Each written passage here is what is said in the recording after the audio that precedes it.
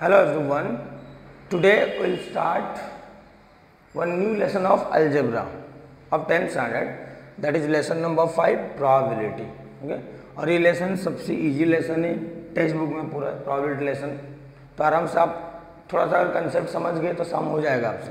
तो पहले इसका मीनिंग समझते, ठीक है, ट्राई करना समझने के लिए। पहले प्रोबेबिलिटी का मतलब होता है, हम बोलते हैं चांसेस और पॉसिबिलिटी। जब हम कोई काम करते हैं ना, जब तो काम खत्म नहीं होता है तब हमारे पास ना चांस होता है कि वो काम सही होगा या गलत होगा, ऐसे बोलते हैं ना, तो इसी को हम बोलते हैं प्रोबेबिलिटी। जब आप सुने होंगे कभी कभी बोलते हैं प्रोबेबली आज बारिश हो सकता है, मतलब बारिश होने का चांस है बट कंफर्म नहीं है कोई चीज़। तो प्रोबेबिलिटी का मतलब होता है कोई चीज़ का चांसेस, मतलब पॉसिबिलिटी हम ढूंढना। तो इसका डेफिनेशन क्या होता है, पहले देखो। इसका डेफिनेशन होता है it is a part of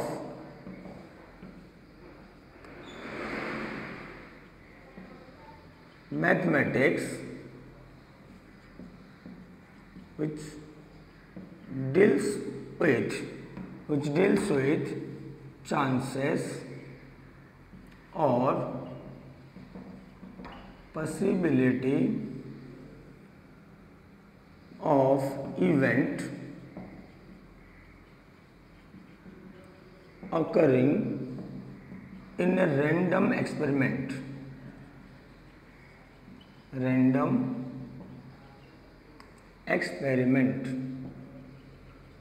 अब इसका मीनिंग क्या समझाओगे? That is a part of mathematics, एक मैथ्स का पार्ट है जिसमें क्या होता है ना, हम लोग पॉसिबिलिटी और चांसेस देखते हैं एक एक्सपेरिमेंट का।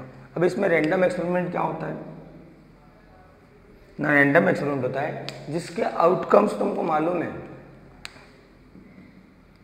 We know the outcomes but not sure. Outcome मतलब होता है रिजल्ट है, हम रिजल्ट के बारे में मालूम तो है हमको क्या क्या रिजल्ट आने वाले, बट हमने श्योर नहीं है, तभी उस टाइप में उसको क्या बोलते हैं, रैंडम एक्सपेरिमेंट। तो हम क्या करते हैं ना, जब हम एक्सपेरिमेंट करते हैं इसमें कौन से इवेंट का पॉसिबिलिटी है, क्या क्या आ सकता है। एग्जाम्पल, मैंने वन डाई आई थ्रू, एक लूडो हमने फेंकी, तो इस लूडो के अंदर 1 से लेकर 6 तक नंबर होते हैं।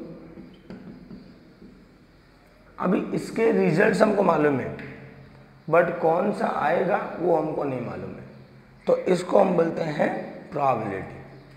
दैट मीन्स इसके चांसेस है 1 भी आ सकता है, 2 भी आ सकता है, 3 भी आ सकता है, 4 भी, 5 भी और 6 भी। तो ये सब रिजल्ट हमको जो मालूम है, आउटकम्स जो हमको मालूम है बट इसके बारे में हम श्योर नहीं है, उसको हम बोलते हैं रैंडम एक्सपेरिमेंट। और रैंडम एक्सपेरिमेंट में जब हम चांसेस ढूंढते हैं ना, उसी को हम क्या बोलते हैं, प्रोबेबिलिटी। बस खाली पहले से डेफिनेशन याद रख लो। देन नेक्स्ट हम चलते हैं, इसके कुछ टर्म्स होते हैं। द फर्स्ट टर्म, क्या क्या टर्म्स आपको याद रखना है ना, पहला टर्म्स होता है सैंपल स्पेस, जिसको हम डेनोट करते हैं कैपिटल एस में। कैसे डेनोट करते हैं, कैपिटल एस। सैंपल स्पेस होता है क्या है ना, ऑल पॉसिबल आउटकम, जितने भी पॉसिबल है। जैसे मैंने डाई के लिए बोला तो 1 से लेकर 6, आप 7 नहीं बोल सकते, वो पॉसिबल नहीं है। तो सैंपल स्पेस में कौन आएगा, जैसे मान लेते हैं 1 2 3 4 5 6।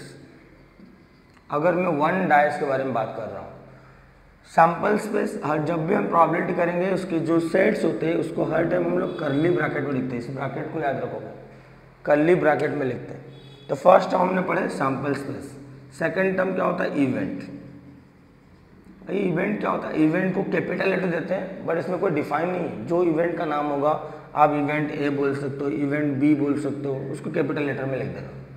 इवेंट मतलब क्या होता है, एक कंडीशनल होता है, जो इट इज अ कंडीशनल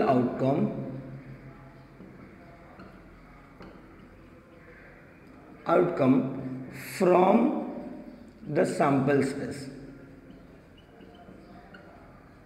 इसलिए इसको बोलते हैं that event is the subset of sample space. 9 standard पढ़े थे, याद है सबसेट का सिंबल। मतलब इवेंट क्या होगा ना, सैंपल स्पेस का सबसेट होगा, सैंपल स्पेस से छोटा होगा।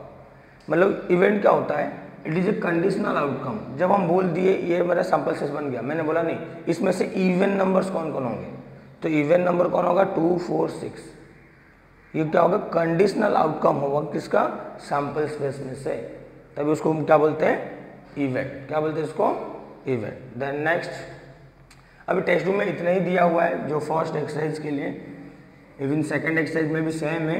सेकंड एक्सरसाइज में जो थोड़ा सा है उसको ही मैं बता दूंगा। सेकंड एक्सरसाइज में आपको करना क्या है, नंबर ऑफ सैंपल पॉइंट, ये भी बताया था, ताकि फर्स्ट और सेकंड एक्सरसाइज का बेसिक दोनों एक साथ में खत्म हो जाएगा। Number of sample point,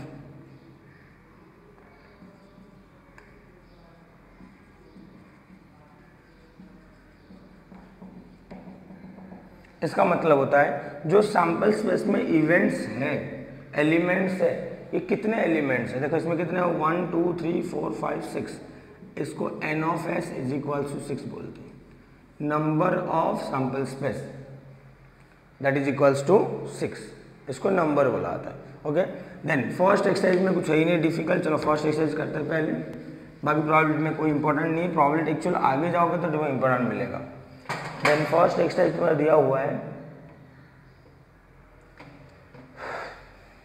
right the how many possibilities are there in each of the following. चलो इससे पहले समझते कंसेप्ट। अगर मान लेते हैं मैंने कहीं एक रूम पे खड़ा हूँ और उस रूम में बाहर जाने के लिए 3 रास्ता है, तो मुझे कोई पूछा बताओ तुम्हारे बाहर जाने की पॉसिबिलिटी कितने टाइप के हैं, तो मैं बोल सकता हूँ 3 टाइप के, कि मेरे पास 3 वेज है जाने के लिए, तो मैं तीनों में से कहीं पे भी जा सकता हूँ।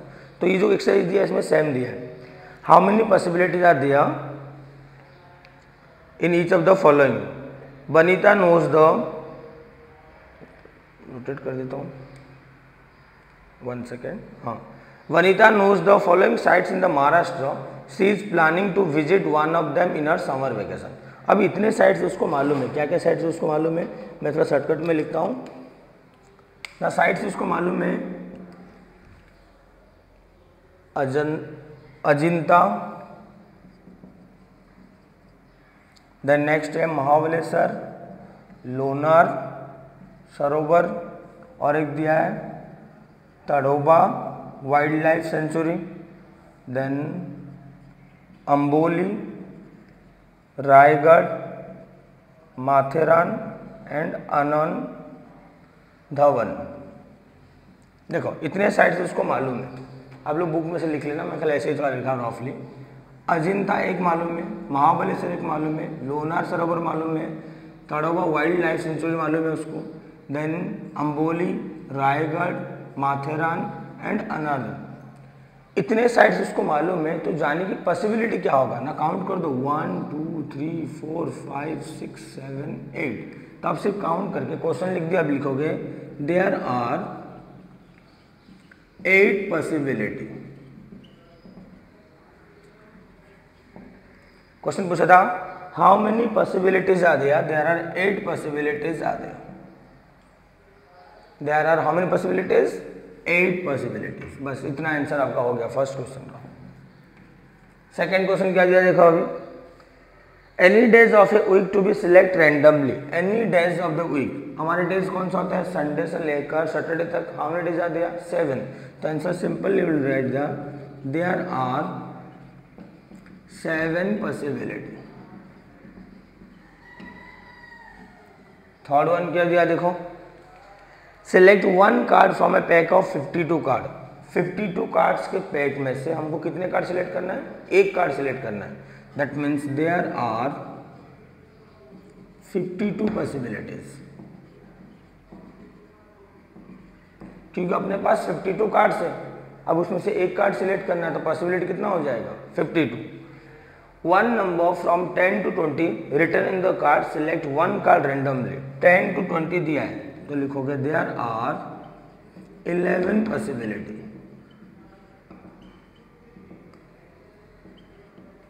11 पॉसिबिलिटी क्यों होगा ना, 10 से लेकर 20 तक अगर आप काउंट करोगे 10 11 12 13 14 15 16 17 18 19 once more and 20, that means ये 10 और एक 1, दैट मीन्स कितना होगा 11। अब कभी भी फ्रॉम वर्ड होता है नंबर से, आपको एक शॉर्टकट बात याद रखना, if it is given 3 to 7 तो आप इन दोनों को माइनस करोगे प्लस 1 करोगे, 7 माइनस 3 4 प्लस 1 5 पॉसिबिलिटी आती है। अगर कोई बोला आपको 2 to 9 कितना नंबर्स होते हैं, the from 2 to 9 there are 8 numbers are there. कैसा होगा 8 नंबर्स, द 9 माइनस 2 कितना है 7, 1 प्लस करो। अब देख के लिखते थे 8 नंबर्स होता है कि नहीं, 2 3 4 5 6 7 8 9, 1 2 3 4 5 6 7 8 नंबर्स। समझा नंबर्स कैसे होता है सर। तो फर्स्ट एक्सरसाइज में सिर्फ इतना ही दिया हुआ है कि आपको खाली नंबर ऑफ पॉसिबिलिटीज ढूंढना है कितना पर। अगर मैं आपको बोलूं कोई एक इस साल के कोई एक महीने में हम लोग पिकनिक जाएंगे, तो कितने पॉसिबिलिटीज है आपके पास। कोई एक महीना, हमारे पास कितने महीने होते हैं टोटल 12 मंथ्स होते हैं, तो हमारे पास 12 पॉसिबिलिटीज है। हम कोई भी 12 महीने से एक महीने में जा सकते हैं। तो पॉसिबिलिटी मतलब जितना हमारे पास चांस है। जैसे मैंने पहले एग्जाम्पल दिया था, मैंने घर पे खड़ा हूँ और मुझे कोई बोला बाहर जाने के लिए, वहाँ पे इस घर में 3 डोर है, तो मतलब मेरे पास पॉसिबिलिटीज़ कितना है ना 3 है, मैं 3 जगह से कहीं से भी जा सकता हूँ। तो फर्स्ट एक्सरसाइज में खाली दिया है कि हाउ मेनी पॉसिबिलिटीज़, मतलब वो नंबर ऑफ पॉसिबिलिटीज़ पूछा है। जैसे पहला क्वेश्चन में जो that girl name is the Vanita, Vanita को इतने साइट्स मालूम है, तो इसका पॉसिबिलिटी है ये 8 में से 8 जगह में से कहीं एक जा सकता है। हमको एक हफ्ते में से दिन चूज करना है, और एक हफ्ते में मतलब 7 डेज होता है, दैट मीन्स पॉसिबिलिटी कितना हुआ 7। हमको 52 कार्ड में से एक कार्ड चूज करना है, मतलब पॉसिबिलिटी कितना हुआ 52। हमको नंबर 10 से 20 के बीच में नंबर सिलेक्ट करना है, तो नंबर पॉसिबिलिटी कितना होगा 11 पॉसिबिलिटी आती है। Okay, then will go for the next exercise. Next lecture में नेक्स्ट एक्सरसाइज करेंगे।